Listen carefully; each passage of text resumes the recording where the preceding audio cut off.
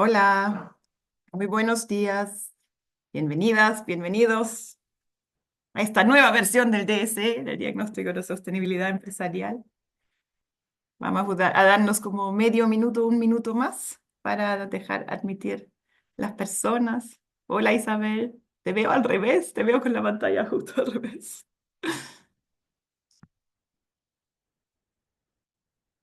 Bueno, un gusto tenerlos acá.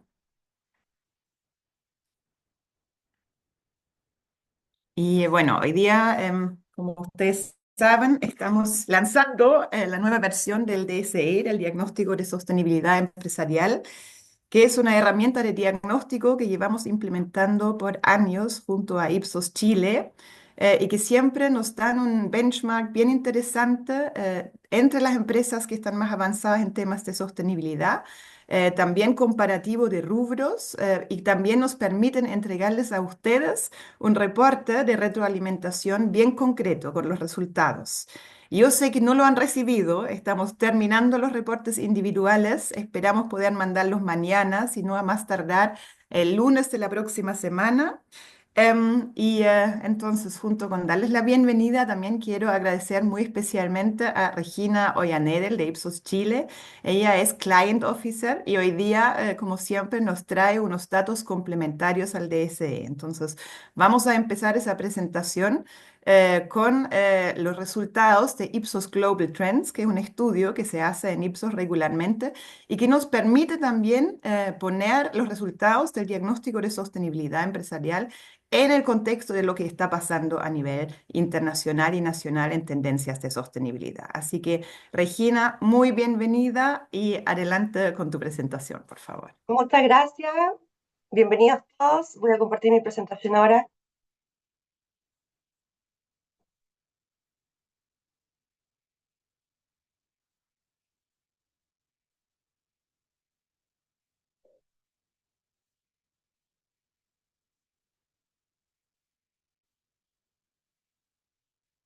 Ok, voy a comenzar entonces. Bueno, estas son, como decía bien Katy, estas son tendencias globales que hemos detectado en Ipsos.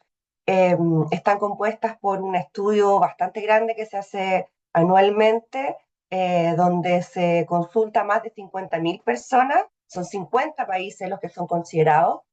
Y lo que vemos finalmente, esto está basado en la teoría del cambio, que habla de cómo de alguna manera existen fuerzas en la sociedad que van generando transformaciones no solamente a nivel de los mercados, sino que también cambios societales y también a nivel de las personas. Y eso a su vez genera señales, que son expresiones de este cambio que finalmente se traducen en tendencias. Por lo tanto, hemos identificado 6 macrofuerzas que están impulsando los cambios en nuestras sociedades, en nuestro mercado y en las personas finalmente. A grandes rasgos lo que tenemos son sociedades que están en constante flujo, ¿verdad?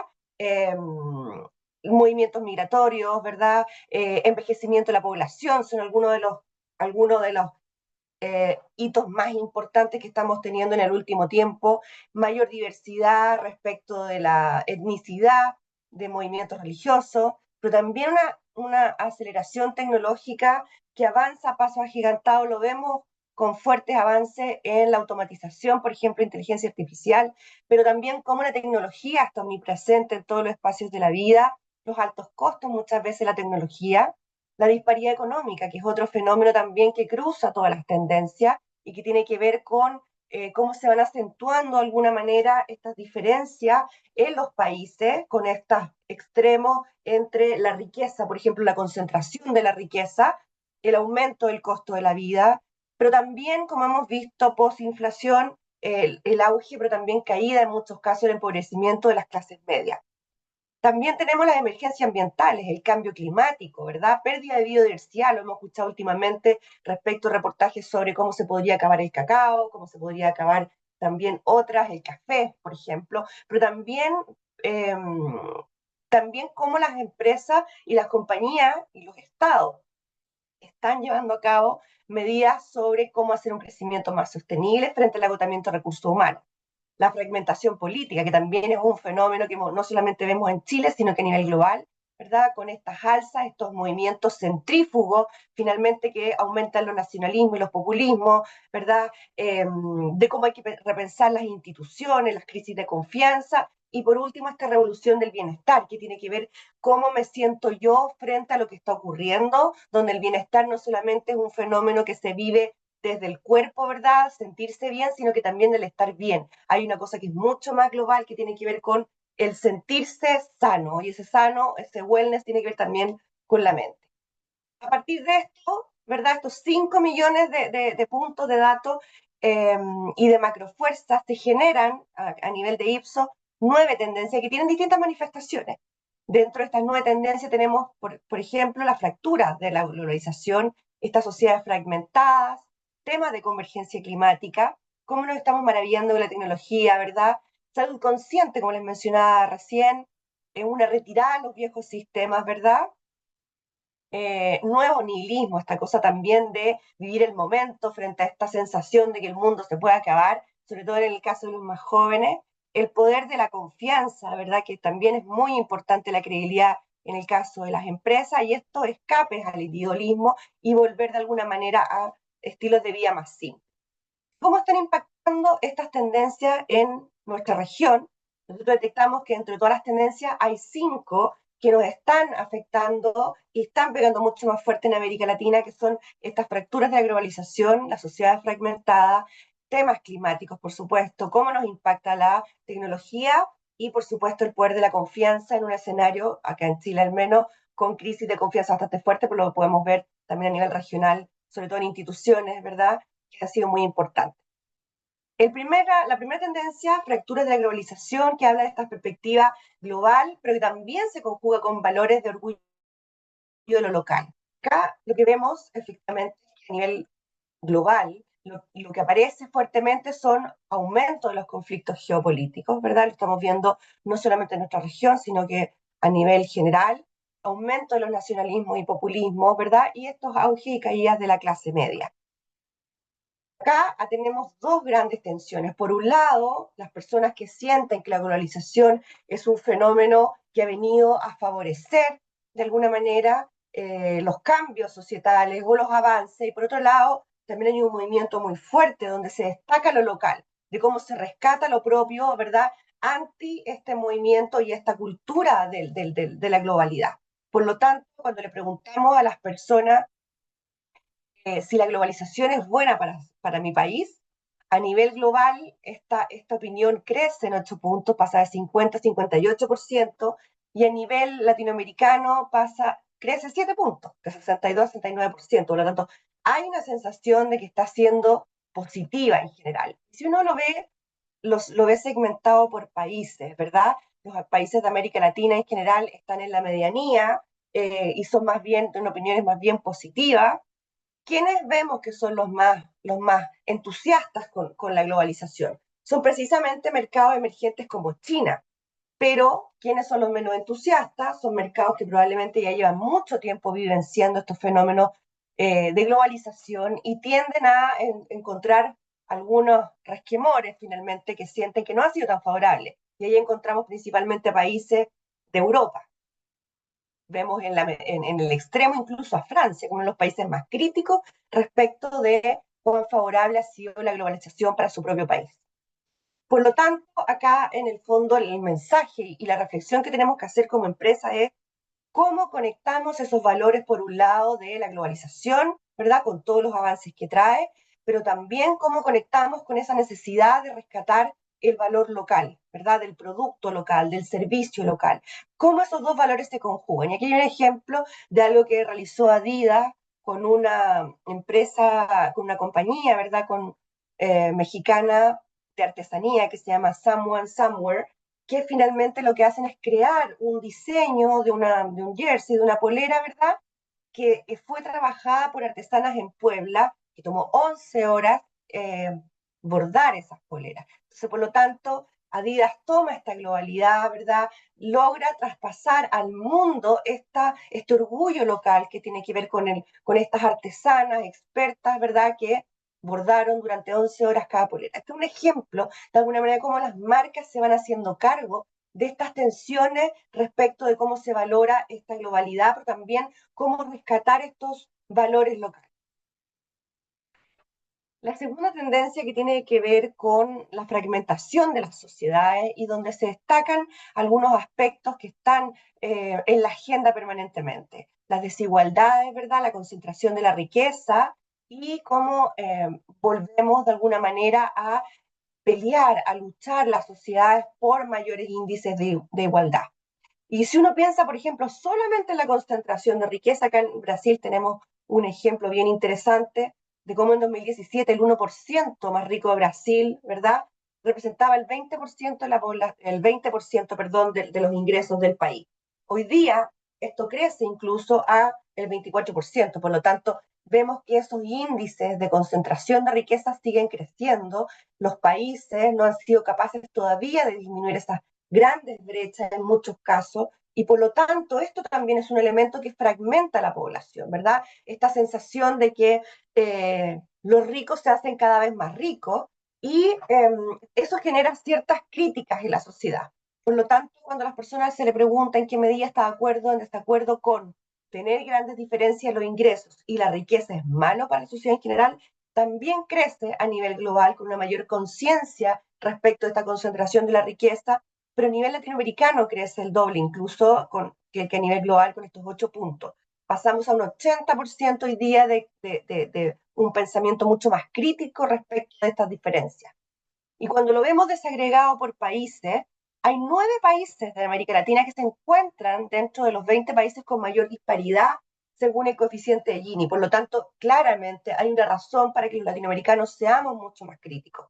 Entonces acá la pregunta que nos tenemos que hacer también es cómo, como empresas, como estados, ¿verdad? Como compañías, colaboramos en que esta sensación de percepción de tanta inequidad de alguna manera podamos ayudar a combatirla. Porque por otro lado, también está esta fragmentación respecto de cuáles son esos otros valores también que se quieren rescatar respecto de estas pequeñas minorías o de grandes minorías que se les llama hoy día, ¿verdad? ¿Cómo están estas discusiones respecto de reivindicaciones de género, pero también respecto de igualdad sobre edad, por ejemplo, sobre orientación sexual en algunos casos? Entonces, por lo tanto, hay unas tensiones que nos están eh, moviendo hacia sociedades que están con esta fragmentación de ideas y donde efectivamente se acrecenta esta polarización que mencionábamos al principio. Cuando vemos este mapa de dispersión, lo que vemos es que a nivel mundial el 62% está de acuerdo, ¿verdad? Que hay demasiados inmigrantes en su país. Y eso, finalmente, cuando vemos en este recuadro quiénes son los que estamos más preocupados, encontramos a varios países de América Latina y Chile aparece entre los países más preocupados por la inmigración, ¿verdad? Estamos junto a Turquía, Colombia, Perú, México. Somos un país que está profundamente preocupado porque además tendemos a asociar fuertemente los fenómenos migratorios con delincuencia, ¿verdad?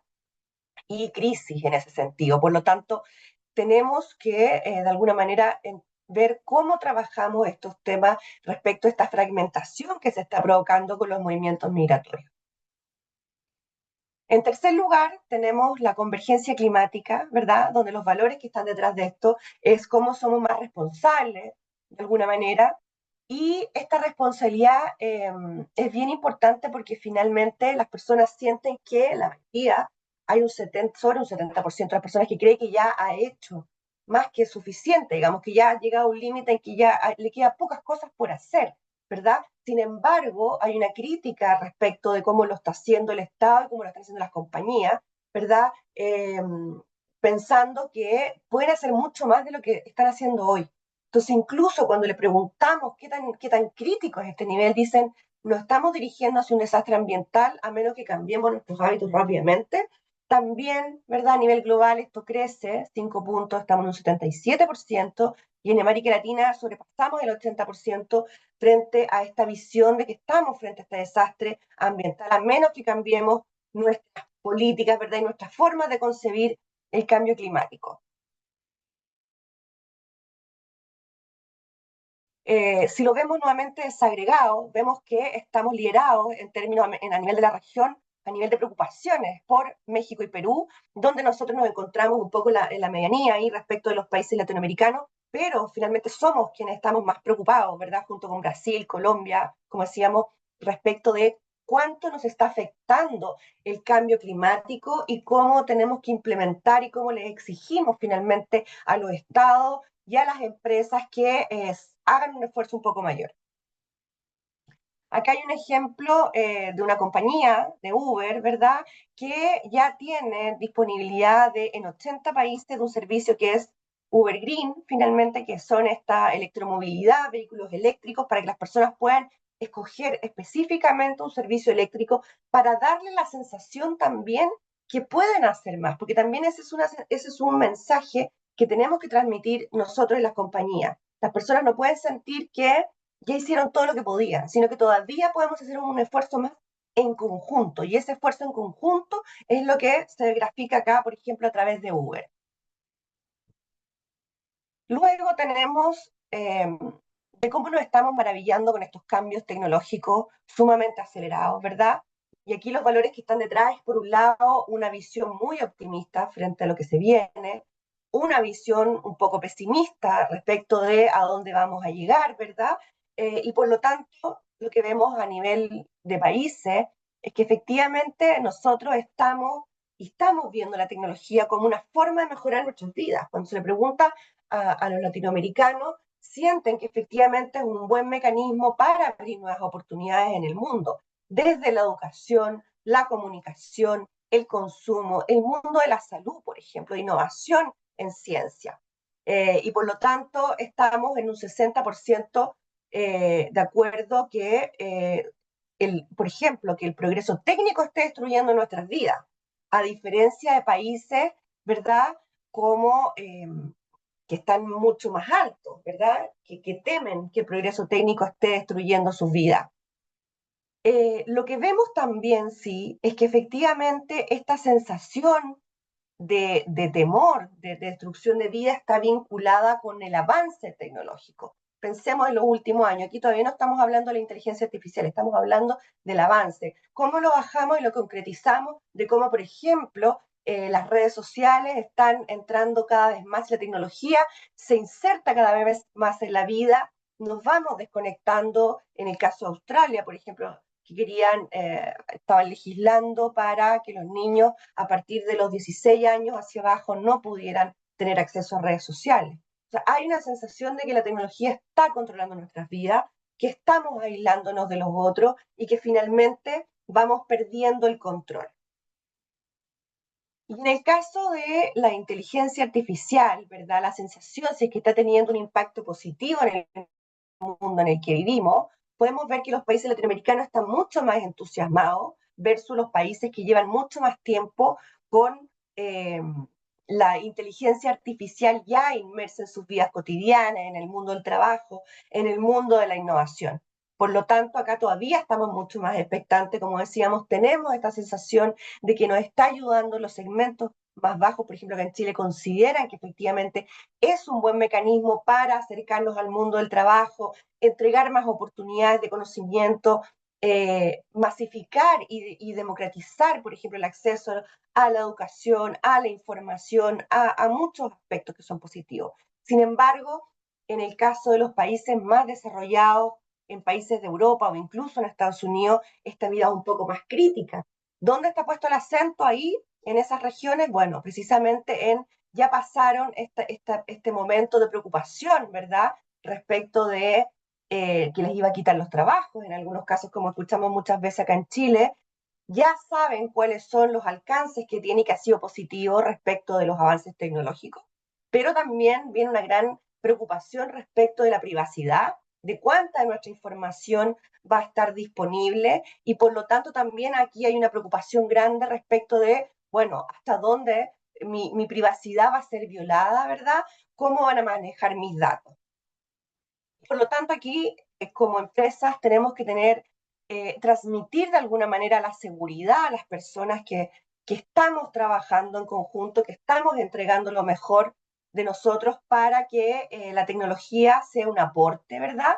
Y no sea de alguna manera una forma de vulnerar, perdón, esa intimidad que las personas temen. Otro punto relevante acá tiene que ver con la confianza, el poder de la confianza y cómo se construye credibilidad para nosotros como marcas, ¿verdad? De cómo las personas están consumiendo de manera mucho más informada, de cómo se están relacionando con las marcas y cómo las están apoyando, cuál es esa relación que se va estableciendo y la experiencia con la marca que resulta relevante al momento de generar credibilidad. Tanto así es importante para las personas que, por ejemplo, señalan que tiendo a comprar marcas que reflejan mis valores personales. Hay un 22%, hay un 22 puntos que crece a nivel regional, ¿verdad? De cómo la confianza en una marca y de cómo ésta puede reflejar mis valores personales crece de manera muy fuerte y llegamos a un nivel, al mismo punto que a nivel global, con 69% de acuerdo con esta afirmación.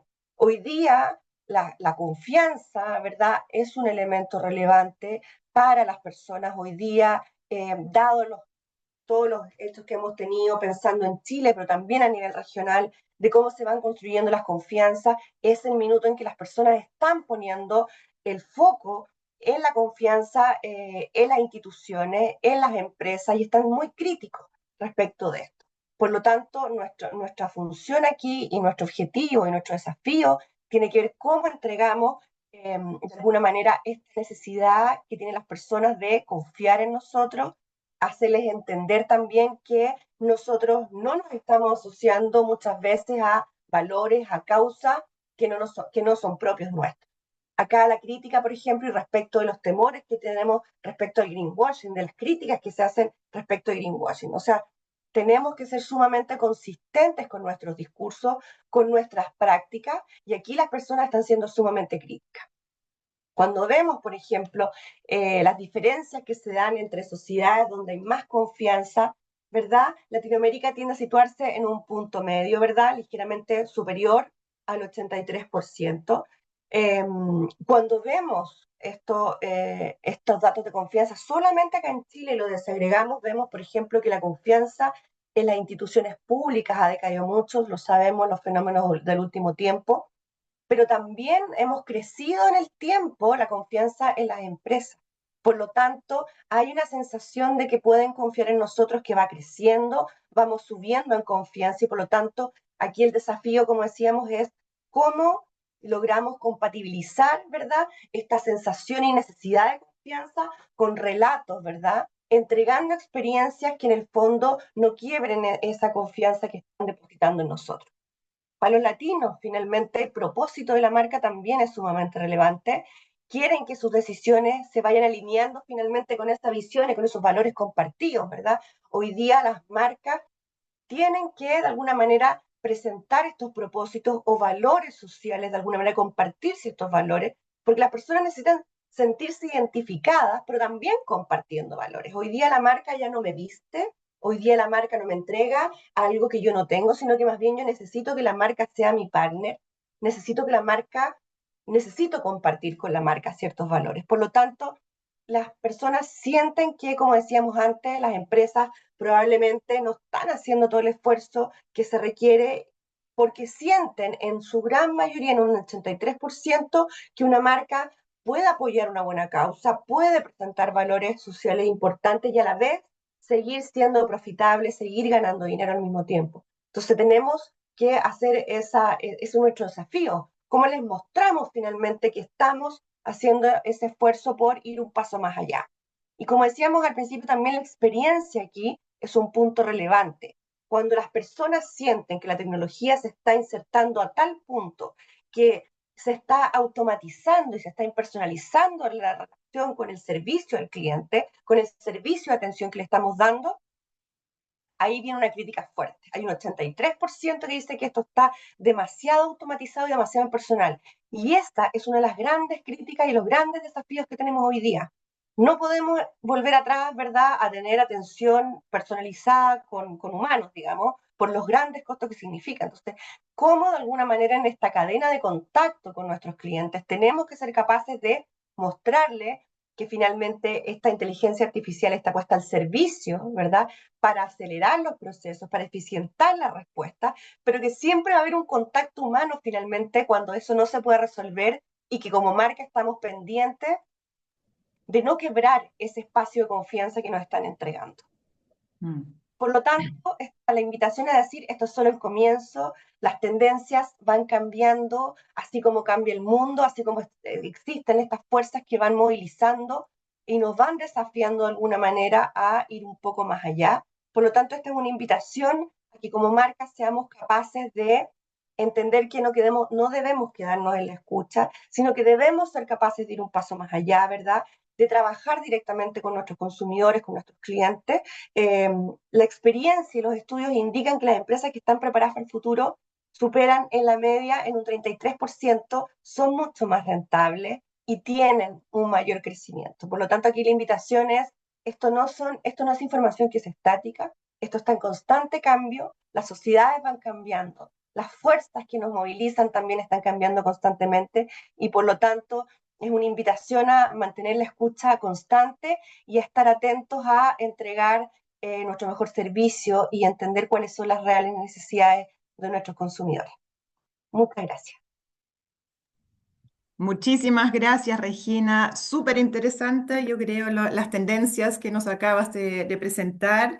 A mí personalmente, pero también como acción, como que justamente este año tomamos el tema de la sociedad fragmentados, del aumento de la desigualdad, porque también lo hemos visto como un problema importante a abordar. Y por otro lado, todo lo que tú mencionaste de los desafíos que tienen que ver con biodiversidad, con cambio climático están súper presentes. Entonces, es muy interesante ver cómo se percibe eso desde Chile y también cómo se percibe eso a nivel mundial y cómo nos diferenciamos ahí. Yo creo que es un tremendo input para, por un lado, mirar las tendencias internacionales y ver también cuán bien estamos encaminados en las empresas y también en nuestra oferta de evaluar que tenemos como red empresarial. Ahora, con ese contexto, con ese gran insumo respecto a qué está pasando a nivel internacional, voy a llegar con los resultados de la versión del DSE de este año, 2024. Como ustedes saben, yo creo que todos los que están acá conocen el DSE, lo han visto antes. Es una iniciativa que tenemos junto a Ipsos hace años y que básicamente tiene varios propósitos, pero voy a entrar ahora en los detalles. No sin antes explicarle cuáles son las tres partes claves de esa presentación. Primero les quiero explicar la metodología, que también espero les ayude a entender los reportes que les vamos a entregar entre el viernes y el lunes que vienen. Después me voy a referir a los resultados 2024 de la parte sostenibilidad general del DSE y finalmente me voy a pasar por los subindicadores o por las diferentes dimensiones del DCE, que nos va a dar una visión también general en cuanto al estado de avance de las empresas en temas de sostenibilidad, en sus aspectos ambientales, sociales y de gobernanza. Entonces, pasando a la metodología. Primero, ¿cuál es el objetivo general de ese DSE que tenemos? El objetivo general es medir el nivel que tenemos en desarrollo de políticas, pero también de estrategia de sostenibilidad en nuestras empresas socias. En ese sentido, no es un estudio que es comparable con el promedio del sector empresarial en Chile, porque realmente las empresas socias que tenemos son de las empresas más avanzadas en términos de sostenibilidad. Y también el segundo objetivo es generar reportes individuales de retroalimentación que son confidenciales para las empresas participantes. Y obviamente, y eso es un objetivo para ambas partes, o sea, para Acción Empresas, pero también para ustedes como empresas, proveer un benchmark con el promedio de las demás empresas que contestan y idealmente con su rubro. Obviamente, esos indicadores que estamos levantando no los inventamos nosotros. Eso están basados en marcos de referencia internacional como la Agenda 2030 y el GRI, pero también en nuestras propias líneas temáticas y focos de trabajo, por supuesto en insumos desde el Consejo Empresarial Mundial por el Desarrollo Sostenible y validados casi todos los años por focus group y siempre por un equipo técnico. De hecho, este año hicimos un esfuerzo por disminuir un poco la cantidad de preguntas porque sabemos que siempre es un esfuerzo grande para las empresas contestar todas las preguntas.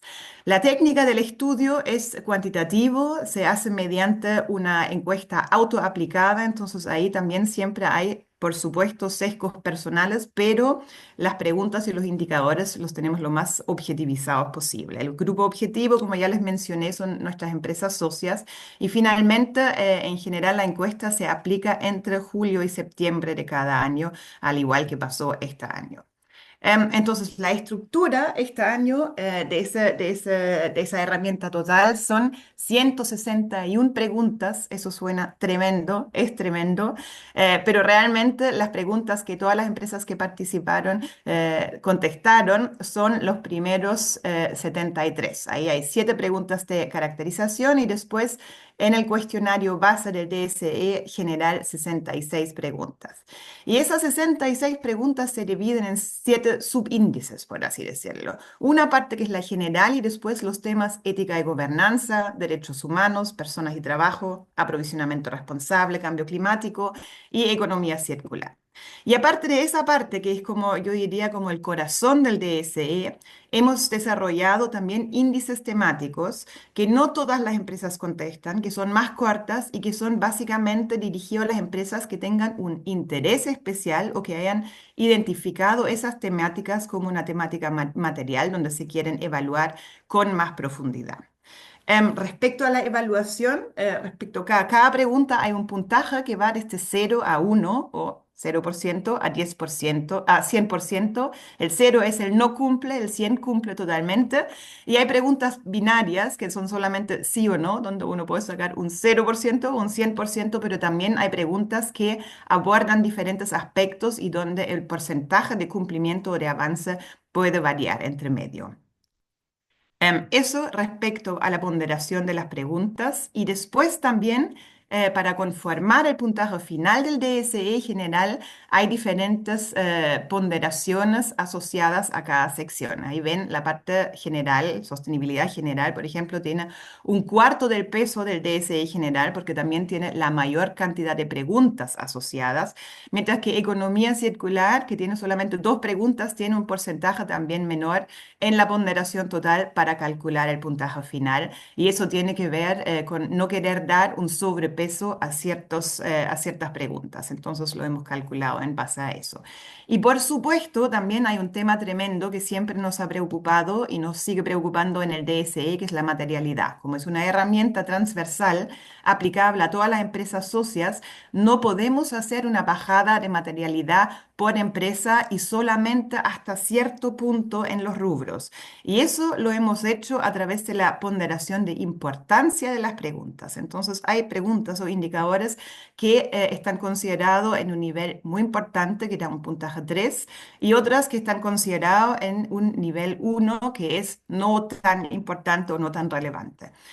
Y eso a veces es transversal, pero en otras preguntas es diferenciado por rubro. Y ahí les traigo un ejemplo, no se asusten, no hay que mirarlo tan en detalle, pero como ejemplo, si nosotros preguntamos si la empresa evalúa periódicamente su impacto sobre la calidad de vida de las comunidades en donde opera, es bien evidente que en rubro como energía y combustible, en inmobiliaria o en forestal, es una pregunta clave. Entonces tiene un factor 3 asociado, que es lo más importante. Mientras que en empresas de consultoría o de servicios legales, esa pregunta probablemente es bastante menos importante o menos relevante como para su reporte. Entonces, eso es para explicarle también la ponderación diferenciada en algunas preguntas donde podemos tomar en consideración características de los rubros. Entonces, ¿en qué resulta eso para ustedes? ¿Qué les entregamos a ustedes? En este reporte que les va a llegar para cada una de las subdimensiones del DSE general, les va a llegar una matriz. Y esa matriz contiene recomendaciones. Y esas recomendaciones se derivan, por un lado, del eje Y acá, que es su desempeño en un indicador, que puede ser máximo, puntaje 100%, si se acuerdan, o mínimo 0%, o también hay escala intermedia. Y por otro lado, la ponderación de ese atributo para su rubro y para su empresa. Entonces, si tenemos, y voy a hacer como aquí el ejemplo del AR2, el indicador que se relaciona con la pregunta si la empresa cuenta con una política formal para la gestión de pago oportuno a proveedores, nosotros consideramos que es un factor importante, que es un indicador, una pregunta importante y relevante para una gestión responsable de la cadena de suministro.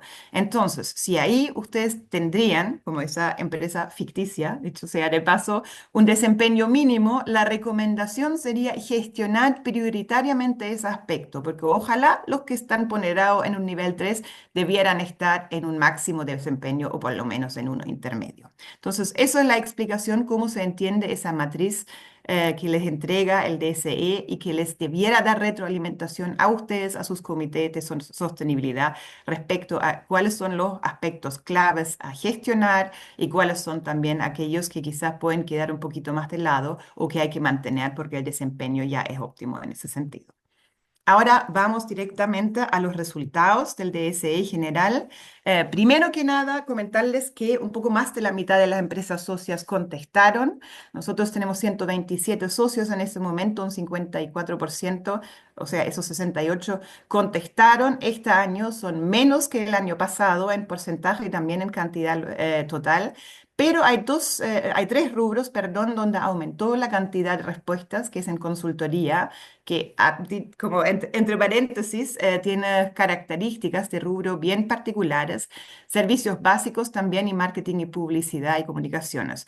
Por otro lado, en los rubros como quizás más duros o más industriales, energía y combustible, consumo masivo, minería y también inmobiliaria, construcción, las respuestas han bajado. Ahora, esas bajas y subidas no son tan significativas, son en general una baja de dos o máximo tres empresas y una subida equivalente.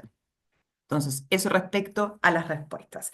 ¿Cómo está el resultado? ¿Se acuerdan? Uno en el DSI general se podría, en el mejor caso, sacar un 100, en el peor un 0. El promedio de los socios este año ha sido de 61 puntos y ahí ven un promedio por sector. Si no ven todos los sectores, eso tiene una razón, porque aquí estamos mostrando solamente aquellos sectores donde contestaron al menos tres preguntas de ese sector. Eso es para resguardar la confidencialidad, porque si incluimos los rubros donde solamente contestaron dos empresas, es muy fácil deducir para una empresa el desempeño de la otra. Entonces, ahí ese comparativo y ese benchmark por rubro tiene como precondición que contesten al menos tres empresas de ese rubro.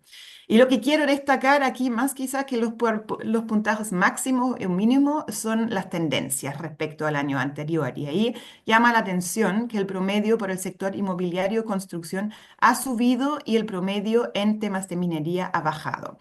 Eso puede tener varias razones. Puede ser por el cambio en las empresas que contestaron. Si se acuerdan, minería bajó también la cantidad de respuesta, entonces quizás los más avanzados no han contestado ese año, pero también hay un segundo punto que viene en el próximo slide y que tiene que ver con cuán nuevo es la empresa en temas de sostenibilidad, cuán reciente es su incorporación en la estrategia. Y ahí vemos que las empresas que llevan una trayectoria más larga o también que tienen una regularidad para usar el DSE como herramienta de retroalimentación han subido su puntaje. De esas empresas que han contestado el DSE en ambos años, 2023 y 2024, que son 48 empresas, su puntaje ha subido en 4 puntos entre el año pasado y el año presente. Entonces, eso es una diferencia significativa, creemos. Aquí tienen todas las subdimensiones de ese DSE general. Aquí se repite el 61 que les mencioné recién, que es el agregado de todas esas dimensiones. Y cuando van al detalle, y aquí ven el desempeño promedio desde el año 2019 hasta el año presente, ven en general que el mayor desempeño casi siempre se ha dado en ética y gobernanza y el menor desempeño también, eso ha sido bien constante en cambio climático. Lo que se diferencia es la tendencia, mientras que ética y gobernanza, como ven acá, se ha mantenido más o menos en un mismo nivel, con algunos altos y bajos durante los últimos 5 años.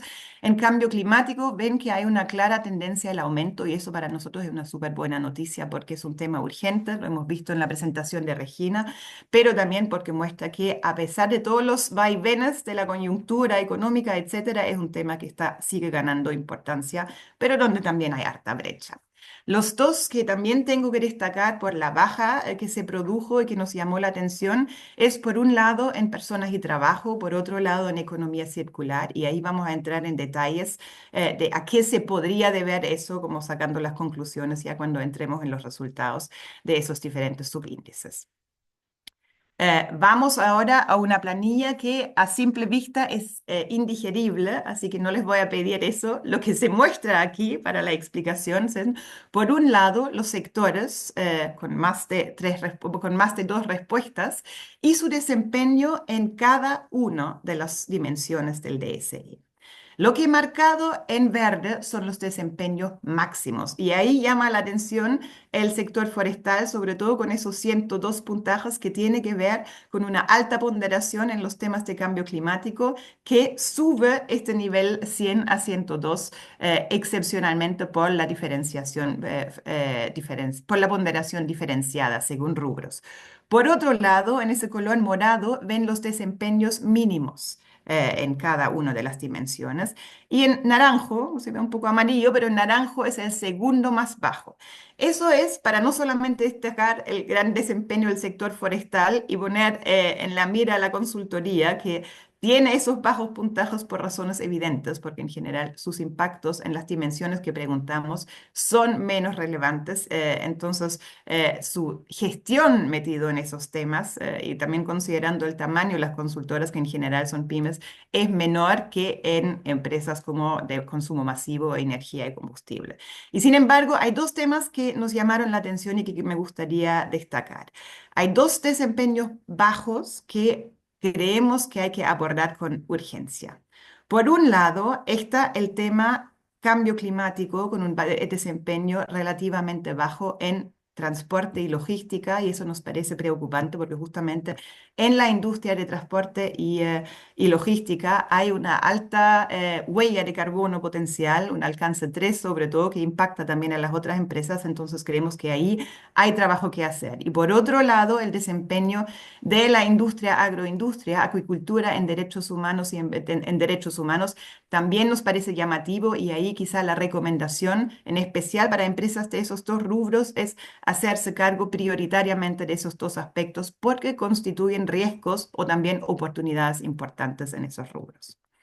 Les vamos a compartir la presentación, entonces ahí van a poder mirar con más detalle su rubro, pero ahora quiero seguir con los resultados de la sección general del DSE y ahí, primero que nada, decir que se mantiene un alto compromiso explícito con la sostenibilidad en visión, misión o propósito de las empresas que participan. Esa sección, como les comenté, es la más extensa, está compuesta por 21 preguntas y si preguntamos, por otro lado, cuántas empresas han elaborado reportes de sostenibilidad, también llegamos a un buen promedio de más de 83 empresas.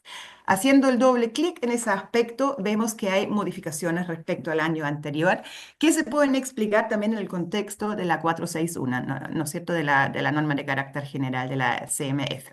Y ahí vemos que si bien el estándar GRI opción esencial y el SASPI mantienen la primera posición, o sea, la mayoría de los reportes están alineados con esos marcos de referencia, hay una baja relativa respecto al año anterior y lo que ha aumentado relativamente es la cantidad de memorias integradas y de memorias con estándar GRI opción exhaustiva. Entonces, eso nos parece interesante y creemos que se relaciona directamente con esa nueva norma y sobre todo ese impulso a hacer memorias integradas. Y por otro lado, ¿dónde está la estrellita? Ese es un tema nuevo, es un tema emergente. En años anteriores no hubo, hicimos un levantamiento este año de cuáles empresas reportan según TNFD, que es el equivalente del TCFD, pero para temas de naturaleza. Y ahí vemos que por primera vez, muy poquitos, pero igual hay una cantidad de empresas que reportan y que incluyen en su reporte el TNFD.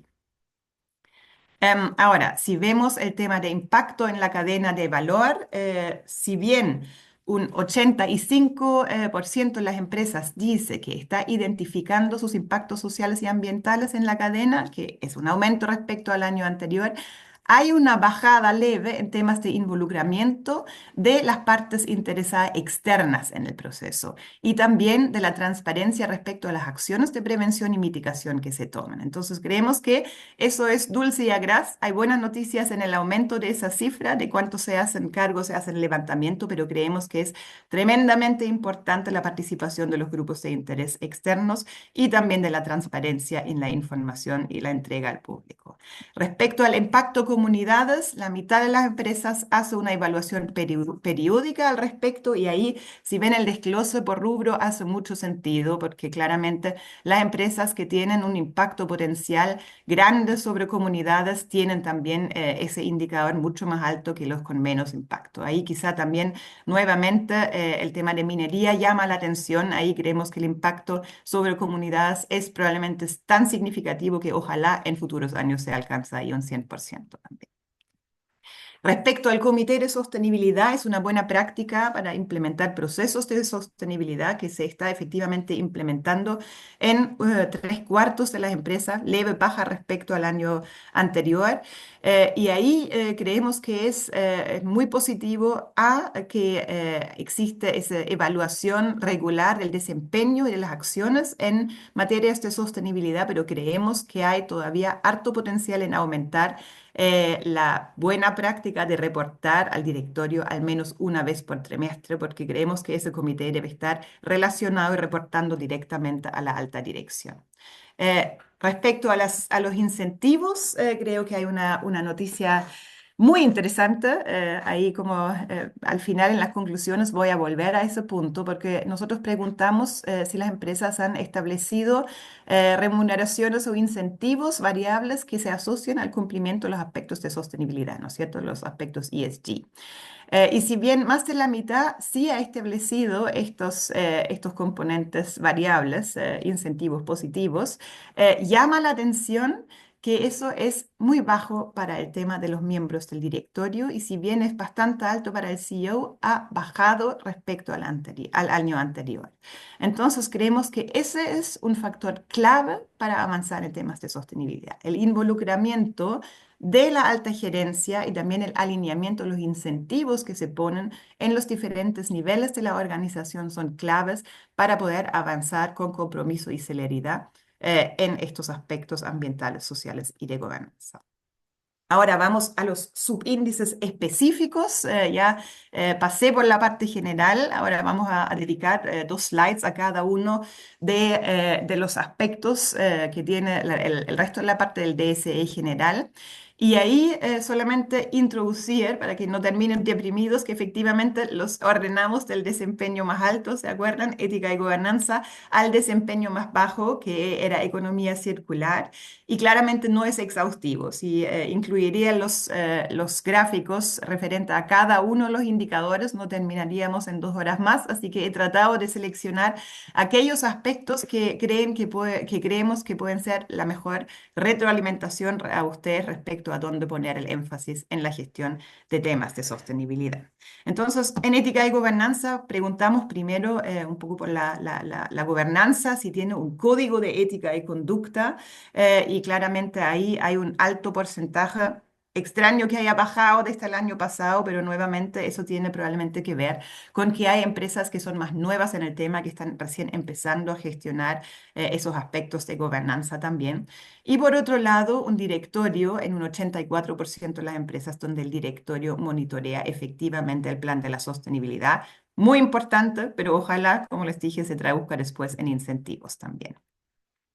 Por otro lado, otro aspecto de gobernanza que nos parece tremendamente importante es tener un canal de denuncia y que eso esté públicamente disponible. Eso también es un factor muy ampliamente implementado en nuestras empresas socias y creemos que es especialmente relevante en comparación con el dato que ven ahí al lado y que muestra los riesgos. Y ahí ven que un 40% de las empresas se ha visto involucrado en situaciones que tienen que ver con riesgos ESG, con riesgos ambientales, sociales y o de gobierno corporativo durante el último año. El año pasado el porcentaje de las empresas que sufrieron esa situación era de 35, este año es de 40 y si miramos todas las tendencias que presentó Regina y también el desarrollo de los últimos años, la probabilidad es que esa cifra suba cada vez más. Entonces es tremendamente importante tener esos canales de denuncia porque también constituyen un sistema de alerta temprana justamente para mitigar esos riesgos. Vamos ahora a la dimensión personas y trabajo. Es una de las secciones más extensas, pero me voy a concentrar aquí también en unos tres, cuatro aspectos claves. Entonces, primero preguntamos por el compromiso explícito que las empresas tienen con no discriminación, con diversidad e inclusión, que cobra especial relevancia al alero de la ley Karin. Ahí también llama la atención nuevamente que hay una pequeña baja respecto a tener una política, una pequeña subida respecto al código de ética, pero en general se mantiene bastante al mismo nivel que el año pasado. Ahora, creemos que dada la nueva regulación, claramente hace falta ahí hacer un trabajo de cultura organizacional, sobre todo para el aspecto de no discriminación, porque un aspecto es la inclusión, promover la inclusión, la diversidad de forma proactiva, con los buenos ejemplos, pero lo otro, que también nuevamente tiene que ver con los canales de denuncia, la regulación, es levantar también los aspectos donde se producen riesgos de discriminación y incidentes de discriminación y establecer procedimientos claros al respecto. Por otro lado, cuando preguntamos ya respecto a los directorios, las políticas de diversidad son muchísimo menores. Eso se refleja también en la cantidad de directores de género masculino y femenino que están en los directorios. Y vemos que en promedio están conformados por 6 hombres, 2 mujeres. Y por otro lado, que solamente un 15% de las empresas tiene una política de diversidad para la elección de miembros directorio. Y también hay esa cifra que es siempre un poco triste, 11 no tienen ninguna mujer en el directorio, así que ojalá, bueno, esa cifra esperamos que disminuya todos los años. Yendo al tema de aprovisionamiento responsable, si bien la mayoría de las empresas tiene una política formal de pago oportuno a proveedores, el plazo medio de pago ha aumentado respecto al año anterior. El año anterior eran 30 días, 30,6 días, este año son casi 34 días y eso tomado como un promedio sí es una señal de alerta. Así que ojalá esos esfuerzos de pagar en un plazo máximo de 30 días a los proveedores creemos que es tremendamente importante, sobre todo pensando en las pymes que requieren esos recursos para poder seguir existiendo. Y por otro lado, donde todavía vemos una mayor brecha es en temas de procedimientos para la elección de proveedores que incluyan factores de sostenibilidad. Ahí un 46% no lo ha establecido y sí un casi 20% lo tiene públicamente disponible. El hecho de tenerlo públicamente disponible, que haya subido también es una buena señal, así que los queremos promover a todos, como para todos aquellos que tienen una política, ojalá tenerla públicamente disponible. Y finalmente, respecto a los impactos sociales y ambientales en la cadena de suministro, vemos que más o menos la mitad de las empresas monitorean esos impactos. Ahí hay una brecha todavía en los que no lo hacen. Sabemos que a veces se entiende debido al rubro, entonces hay rubros donde es mucho más importante, pero creemos que ese levantamiento de todos modos es útil para identificar riesgos. Y también creemos que en términos de transparencia, donde solamente un 13 y un 16% tiene esa información públicamente disponible, hay un desafío persistente en ese aspecto. En cuanto a política y debida diligencia en derechos humanos, vemos nuevamente como una cosa es la palabra, el compromiso oficial, y otra cosa es después la integración de esos aspectos en la gestión de la empresa. Entonces, tenemos bastante buenas noticias, tenemos casi un 60% de las empresas con esa política de derechos humanos en conformidad con los principios rectores de la ONU públicamente disponible. Eso es muy bueno y eso ha habido un gran avance, siento yo, en Chile en los últimos 5 años. Pero por otro lado, persisten los desafíos respecto a la implementación de un proceso de debida diligencia para identificar los riesgos reales y potenciales y prevenirlo ex ante para justamente no incurrir en impactos negativos.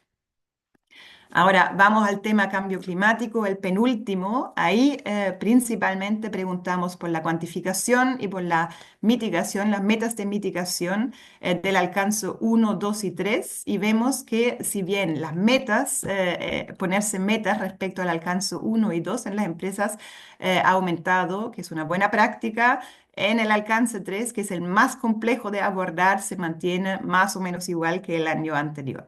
Sí o sí hay un avance en esos temas de medir y ponerse metas respecto a la carbono neutralidad de las emisiones de GEI, pero creemos que todavía hay brechas, sobre todo en el alcance 3, y eso lo tomamos también nosotros para la oferta de acción, para la oferta de valor en acción.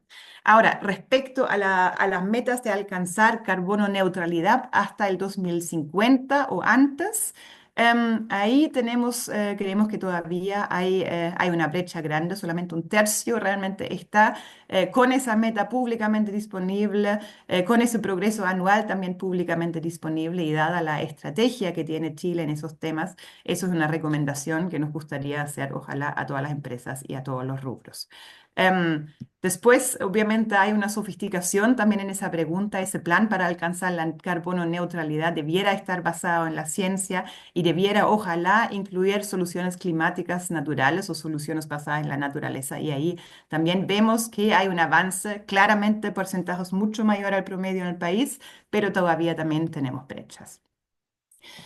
Ahora vamos al tema de biodiversidad, que este año algunos de ustedes han cooperado, algunos de ustedes lo saben, nos ha tenido muy ocupadas y muy motivados también en Acción Empresas.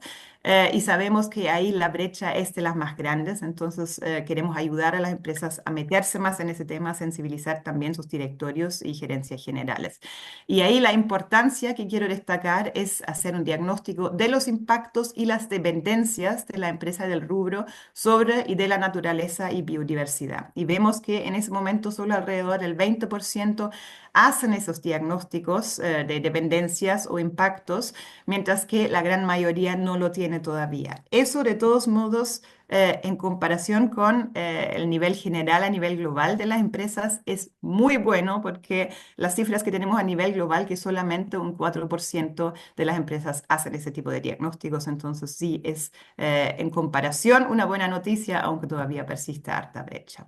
Y finalmente llego al tema de compromiso y metas de circularidad, de economía circular, la sección más acotada, donde preguntamos qué empresas tienen un compromiso de aumentar su circularidad públicamente disponible, son justamente la mitad, y cuáles también tienen metas para aumentar la circularidad. Y ahí básicamente lo que nos llamó la atención es que realmente bajó respecto al año anterior y ahí nuestra interpretación es que tiene mucho que ver también con los APL, con los programas que instalamos. Hemos cerrado el tema del el APL de circularidad, entonces vemos que plantear un proyecto colectivo y común en ciertos indicadores ayuda a las empresas a avanzar, mientras que descontinuar esas iniciativas también parece que acarrea una paja en ese sentido.